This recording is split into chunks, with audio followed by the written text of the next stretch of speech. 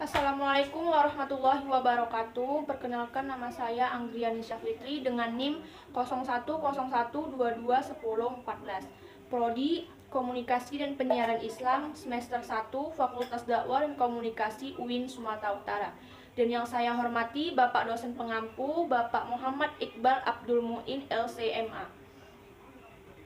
Langsung saja kita mulai.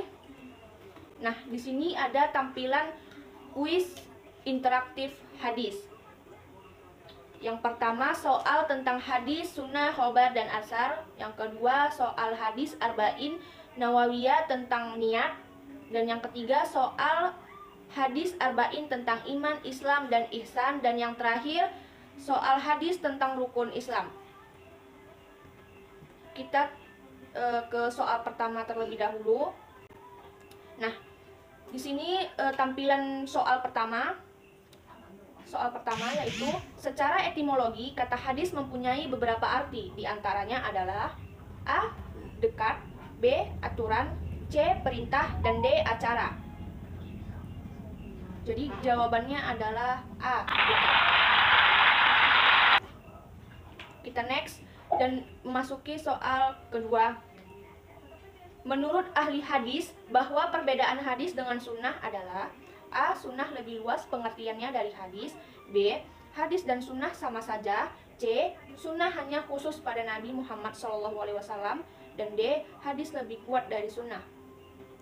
Jadi jawabannya adalah A. Sunnah lebih luas pengertiannya dari hadis. Oke, next. Soal ketiga. Berikut ini pernyataan yang tidak benar terkait dengan hadis, sunnah, khobar, dan asar adalah A. Khobar lebih umum daripada hadis. B. Sunnah lebih luas daripada hadis. C. Asar lebih sering digunakan untuk sebutan bagi perkataan sahabat. Dan D. Hadis lebih luas daripada sunnah. Jadi jawabannya D. Hadis lebih luas daripada sunnah. Oke, kita menekan back. Akan kembali seperti tampilan awal lagi. Kita memasuki soal kedua tentang niat. Hadis tentang niat. Nah, di sini soal pertama tentang hadis niat. Setiap ibadah yang tidak dimulai dengan niat akan A. Berdosa, B. Bermanfaat, C. Sia-sia, dan D. Biasa saja. Jadi jawabannya yang benar C. Sia-sia. Oke, next. Soal kedua. Fahijratuhu artinya adalah A. Maka perbuatannya kepada, B. Maka perkataannya kepada, C. Maka hijrahnya kepada, dan D. Maka niatnya kepada. Jawabannya adalah C. Maka hijrahnya kepada. Fahijratuhu itu artinya hijrah. Jadi maka hijrahnya kepada. Oke, next. Kita lanjut ke soal nomor 3. Wa man kanat hijratuhu ... A. Ilallahi wa rasulihi. B. Likullim pri'i manawa. C. Lidunya yusibuha. Dan D. Ma hajaro ilai. Jadi jawabannya adalah C. Lidunya yusibuha. Oke, kita kembali ke menu awal. Kita memasuki ke soal kuis hadis ketiga, yaitu tentang hadis iman, Islam, dan ihsan. Oke. Nah, kita masuk ke hadis ke soal ketiga tentang iman, Islam, dan ihsan. Soal pertama adalah dalam hadis ini menceritakan tentang seorang laki-laki dengan berpakaian sangat putih dan berambut hitam legam. Siapakah yang dimaksud? A. Umar, B. Muhammad SAW, C. Malaikat Jibril, dan D. Utsman bin Khattab. Jawabannya adalah C. Malaikat Jibril. Oke, next.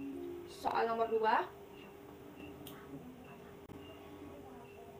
Beribadalah engkau kepada Allah seakan-akan engkau melihatnya. Jika tidak bisa melihatnya, maka sesungguhnya dia melihatmu.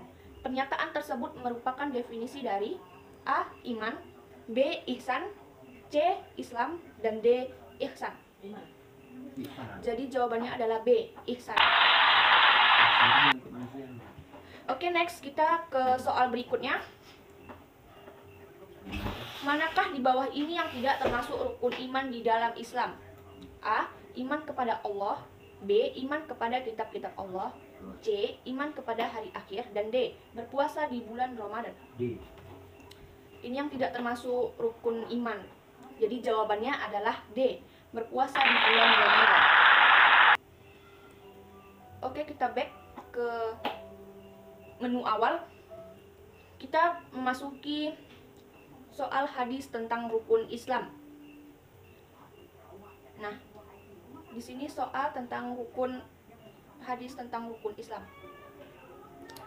Soal pertama, hadis arba'in tentang rukun Islam diriwayatkan oleh A. Tirmizi, B. Abu Dawud, C. Bukhari dan Muslim, dan D. Umar bin Khattab. Ya, jawabannya adalah C. Bukhari dan Muslim. Next, soal berikutnya. Lengkapilah matan hadis berikut. Wa iqamis sholati wa ita'i titik-titik. A. Wa shaumi ramadana. B. Az-zakati wa hajjal bait.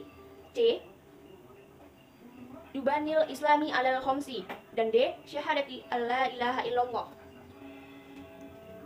Jawabannya adalah B. Az-zakati wa hajjal bait. Oke, next. Soal terakhir.